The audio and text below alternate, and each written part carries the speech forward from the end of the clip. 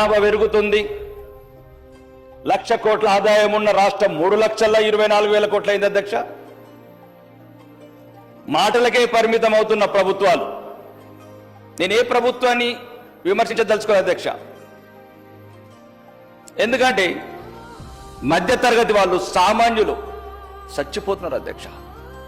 ఈ 2 సంవత్సరాలల్లా రోజు 10 ఫోన్లు చేస్తాం అధ్యక్ష ప్రైవేట్ కార్పొరేట్ హాస్పిటళ్లకు.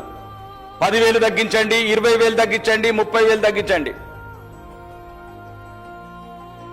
విద్యారంగంలోనేమో ఉపాధ్యాయులు ఉంటారు, విద్యార్థులు ఉంటారు. హాస్పిటల్లో పేషెంట్లు ఉంటారు, డాక్టర్లు ఉంటారు. ఇవేం ప్రభుత్వాలు అధ్యక్ష?